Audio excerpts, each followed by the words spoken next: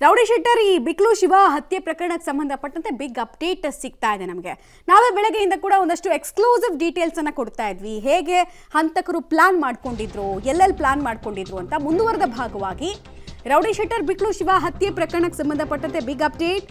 ಬಿಕ್ಲು ಶಿವ ಮರ್ಡರ್ಗೂ ಮುಂಚೆ ಹಂತಕರು ಮೀಟಿಂಗ್ ಅನ್ನು ಮಾಡಿದ್ರು. ಎಲ್ಲಿ ಡೀಟೇಲ್ಸ್ ಅನ್ನು ಕೊಡ್ತೀವಿ ನಾವು. ಬಿಕ್ಲು ಶಿವ ಹತ್ಯೆಗೆ ಹೋಟೆಲ್ನಲ್ಲಿ ಕೂತು ಸ್ಕೆಚ್ ಅನ್ನ ಗ್ಯಾಂಗ್ ಹಾಕಿತ್ತು.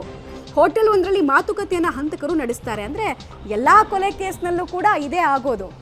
ಒಂದು ಟೀಮ್ ಇದೆ ಅಂತ ಅಂದರೆ ಅವರು ಬರ್ತಾರೆ, ಮೀಟ್ ಮಾಡ್ತಾರೆ, ಗಂಟೆಗಟ್ಟಲೆ ಪ್ಲಾನ್ ಮಾಡ್ಕೊಳ್ತಾರೆ.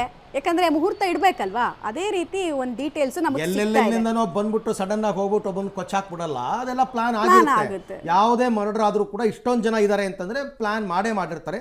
ಅದೇ ರೀತಿನಲ್ಲಿ ಈಗ ಹೋಟೆಲ್ ನಲ್ಲಿ ಕೂತು ಈ ಬ್ರೋನಿಸ್ಟುಕ್ ಹೋಟೆಲ್ ನಲ್ಲಿ ದರ್ಶನ್ ಮತ್ತು ಗ್ಯಾಂಗ್ ಕೂತಿತ್ತು ಅಂತ ಹೇಳ್ತಾರಲ್ಲ, ಪ್ಲಾನ್ ನೋಡಿ ಇಲ್ಲಿ ಸೊ ನೋಡ್ತಾ ಇದ್ದೀರಾ. ಒಂದು 9 ಜನ ಇದ್ದಾರೆ. ಅದ್ರಲ್ಲಿ ಒಂದು 4 ಜನ ಟೋಪಿ ಗಿಪಿ ಎಲ್ಲ ಹಾಕೊಂಡು ಒಂದು 2.5 ಗಂಟೆ ಇಲ್ಲೇ ಕೂತ್ರು, ಎಣ್ಣೆ ಹೊಡೆದ್ರು ಅಂತ ಕೂಡ ಹೇಳ್ತಾರೆ. CCTV ಅದೆಲ್ಲ ರೆಕಾರ್ಡ್ ಆಗಿದೆ.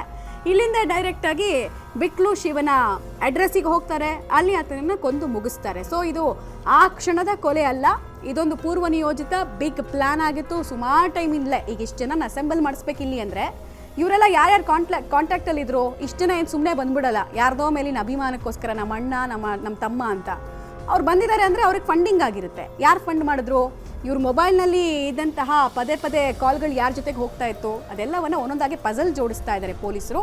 ಪಜಲ್ ಜೋಡಿಸ್ಬೇಕಾದ್ರೆ ಇವ್ರು ಯಾವ ಹೋಟೆಲ್ನಲ್ಲಿ ಕೂತಿದ್ರಲ್ಲ ಅದರದ್ದು ಸಾಕ್ಷಿ ಸಮೇತ ಮಾಹಿತಿ ಸಿಕ್ಕಿದೆ.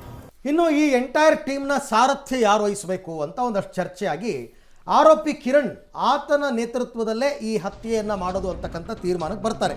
ಕಿರಣ್ ಸಾರಥ್ಯದಲ್ಲಿ ಹೋಟೆಲ್ನಲ್ಲಿ ಬಿಕ್ಲು ಶಿವನ ಹತ್ಯೆಗೆ ಪ್ಲಾನ್ ಆಗಿರುತ್ತೆ. ಹತ್ಯೆ ನಡೆದ ದಿನ ಮಧ್ಯಾಹ್ನ 2:38 ಹೋಟೆಲ್ನಲ್ಲಿ ಅವರು ಪ್ಲಾನ್ ಮಾಡ್ತಾರೆ. ಅದೇ ನೀವು ನೋಡ್ತಾ ಇದ್ರಲ್ಲ ದೃಶ್ಯ, ಅದು ಕಿರಣ್, ಮದನ್, ಪ್ರದೀಪ್, ವಿಮಲ್ ಸೇರಿ 9 ಮಂದಿ ಸ್ಕೆಚ್ ಹಾಕ್ತಾರಂತೆ ಹೆಂಗೆ ಹೊಡಿಬೇಕು ಏನು ಎತ್ತ ಅಂತ. ಸಂಜೆ 5 ಗಂಟೆ ತನಕನೂ ಹೋಟೆಲ್ನಲ್ಲೇ ಕಾಲ ಕಳೆದಿತ್ತು ಈ ಗ್ಯಾಂಗ್ ಅಂತ ಗೊತ್ತಾಗಿದೆ. ಅದಕ್ಕೆ ಸಂಬಂಧಪಟ್ಟ ದೃಶ್ಯಾವಳಿಗಳೆಲ್ಲ ಪಬ್ಲಿಕ್ ಟಿವಿಯಲ್ಲಿ ಎಕ್ಸ್ಕ್ಲೂಸಿವ್ ಆಗಿ ನಿಮಗೆ ನಾವು ತೋರಿಸ್ತೀವಿ, ಅವರ ಪ್ಲ್ಯಾನ್ ಹೇಗಿತ್ತು ಅಂತಂದ್ಬಿಟ್ಟು. ಜೊತೆಗೆ ಸುಪಾರಿ ಕಿಲ್ಲರ್ಸ್ನ ಕರ್ಕೊಂಡು ಬಂದಿದ್ದರು, ಕೋಲಾರ ಬಾರ್ಡ್ರಿಂದ ಅಂತ ಕರ್ಕೊಂಡು ಬಂದಿದ್ದು. ಅವರೆಲ್ಲರದು ಒಂದು ಪ್ಲ್ಯಾನ್, ಒಂದು ಮರ್ಡರ್ ಆಗಬೇಕು ಅಂತಂದರೆ ಇಷ್ಟೆಲ್ಲ ಅವರು ಪೂರ್ವ ತಯಾರಿಯನ್ನು ಮಾಡ್ಕೊಂಡಿದ್ದಾರೆ. ಬಟ್ ಅವ್ರು ಎಲ್ಲಿ ಎಡವಿರ್ತಾರೆ ಅಂತಂದರೆ ಮೇಲಿಂದ ಮೇಲೆ ಅವ್ರ ಫೋನನ್ನು ಯೂಸ್ ಮಾಡಿರ್ತಾರೆ.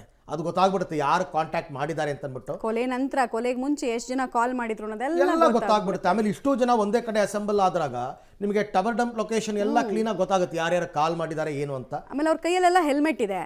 ಸೊ ಅದೇ ಹೆಲ್ಮೆಟ್ಗಳನ್ನ ಅಲ್ಲಿ ಬರ್ತಾರೆ ಬಿಕ್ಲು ಶಿವನ ಮರ್ಡರ್ನಲ್ಲಿ ಟೈಮ್ನಲ್ಲೂ ಕೂಡ ಯೂಸ್ ಮಾಡಿದ್ದಾರೆ. ಅಂದರೆ ಇವರು ಅಂತ ಕನ್ಫರ್ಮ್ ಆಗ್ತಾ ಹೋಗುತ್ತೆ. ಓಕೆ, ಎಲ್ಲ ವಿಚಾರಕ್ಕೆ ಸಂಬಂಧಪಟ್ಟಂತೆ ಮತ್ತಷ್ಟು ಮಾಹಿತಿ ನನ್ನ ಕೊಲೀಗ್ ನರಸಿಂಹಮೂರ್ತಿ ಅವರಿಂದ ಪಡ್ಕೊಳ್ಳೋಣ. ಮೂರ್ತಿ, ಈಗ ನಮಗೆ ಎಕ್ಸ್ಕ್ಲೂಸಿವ್ ಆಗಿ ಸಿಕ್ಕಿರ್ತಕ್ಕಂಥ ದೃಶ್ಯಾವಳಿಗಳನ್ನು ಆಧರಿಸಿ ಹೇಳೋದಾದರೆ ಆ ಮರ್ಡರ್ ಮಾಡಿದ ದಿನದ ಇವರ ಪ್ಲಾನಿಂಗ್ಸ್ ಹೇಗಿತ್ತು ಅಂತ. ಅರವಿಂದ್, ಬಿಕ್ಲು ಶಿವನ ಕೊಲೆ ಪ್ರಕರಣ ಸಂಬಂಧ ಮತ್ತೊಂದಷ್ಟು ರೋಚಕ ವಿಚಾರಗಳು ಪಬ್ಲಿಕ್ ಟಿವಿಗೆ ಸಿಕ್ಕಿರೋದು. ಆ CCTVಯ ದೃಶ್ಯಗಳನ್ನು ಗಮನಿಸಿದಂತಹ ಸಂದರ್ಭದಲ್ಲಿ ಈ ಕೊಲೆ ಆರೋಪಿಗಳಾದಂತಹ ಕಿರಣ್ ಇರ್ಬೋದು, ಅದ್ರ ಜೊತೆಗೆ ವಿಮಲ್ ಇರ್ಬೋದು, ಈ 9 ಮಂದಿ ಹೋಟೆಲ್ ಒಂದರಲ್ಲಿ ಕುಳಿತು ಒಂದಷ್ಟು ಪ್ಲಾನ್ ಅನ್ನ ಮಾಡಿದ್ದಾರೆ, ಘಡತ್ತಾಗಿ ತಿಂದಿದ್ದಾರೆ. 2:58 ಹೋಟೆಲ್ಗೆ ಎಂಟ್ರಿ ಕೊಡ್ತಾರೆ. ಎಲ್ಲರೂ ಕೂಡ ಕೈಯಲ್ಲಿ ಹೆಲ್ಮೆಟ್ ಅನ್ನ ಇಟ್ಕೊಂಡು ಬಂದಿದ್ದಾರೆ.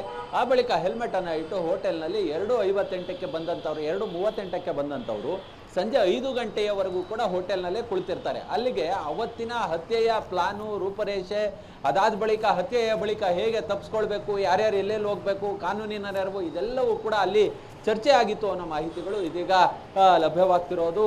ಒಂದು, ಕಳೆದ 2-3 ತಿಂಗಳಿನಿಂದಲೇ ಈ ವಿಮಲ್ ಸೇರಿದಂತೆ ಮತ್ತೊಬ್ಬಾತನಿಗೆ ಜಗ್ಗ ಒಂದಷ್ಟು ರೆಕ್ಕಿಯನ್ನು ಮಾಡೋದಕ್ಕೆ ಹಣವನ್ನು ಕೊಟ್ಟಿದ್ದ. ಅದು ಪ್ರತಿದಿನಕ್ಕೆ 1,000ದಂತೆ 2 ತಿಂಗಳಿಗೆ ಇಬ್ಬರಿಗೆ 60,000 ಹಣವನ್ನು ಕೊಟ್ಟಿದ್ದ ಅನ್ನೋ ಮಾಹಿತಿಗಳು ಲಭ್ಯವಾಗ್ತಿತ್ತು. ಇಲ್ಲಿ ಬಿಕ್ಲ ಶಿವ ಯಾವಾಗ ಮನೆಯಿಂದ ಹೊರಗಡೆ ಬರ್ತಾನೆ, ಯಾರ ಜೊತೆ ಇರ್ತಾನೆ, ಯಾರ್ಯಾರು ಆತನ ಮನೆಗೆ ಹೋಗ್ತಾರೆ, ಆತನ ಜೊತೆ ಹುಡುಗರು ಎಷ್ಟು ಜನ ಇರ್ತಾರೆ, ಹೀಗೆ ಎಲ್ಲ ರೀತಿಯಲ್ಲಿ ಒಂದಷ್ಟು ಆತನ ವಿಚಾರಗಳನ್ನು ಕಿರಣನಿಗೆ ಕೊಡುವ ಕೆಲಸವನ್ನ ಈ ಗ್ಯಾಂಗ್ ಮಾಡಿತ್ತು.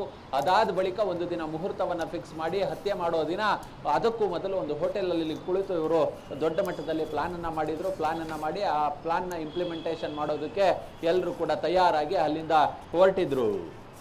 ರೈಟ್, ಹಾಗೆ ಸಂಪರ್ಕದಲ್ಲಿ ಮೂರ್ತಿ, ನಿಮ್ಮ ಜೊತೆ ನಾನು ಮತ್ತೆ ಮಾತನಾಡ್ತೀನಿ. ಸಾಮಾನ್ಯವಾಗಿ ನೋಡಿ, ಈ ಪ್ರಕರಣದಲ್ಲಿ ಮೊದಲ ಆರೋಪಿ ವಿದೇಶಕ್ಕೆ ಪರಾರಿಯಾಗಿದ್ದಾನೆ, ಜಗ್ಗ. ಆಯ್ತಾ, ಆತ ಸಿಗಲೇಬೇಕು ಈ ಪ್ರಕರಣದಲ್ಲಿ, ಸಿಕ್ಕಿ ಎನ್ಕ್ವೈರಿ ಆಗಬೇಕಾಗತ್ತೆ. ಬಟ್ ಆತ ವಿದೇಶಕ್ಕೆ ಹಾರಿರೋದ್ರಿಂದ ಬೇರೆ ಇತರೆ ಎಲ್ಲ ಮಾಹಿತಿಗಳನ್ನು ಒಂದು ಕಡೆಯಿಂದ ಕಲೆ ಹಾಕೋ ಕೆಲಸವನ್ನು ಪೊಲೀಸರು ಮಾಡ್ತಾ ಇದ್ದಾರೆ.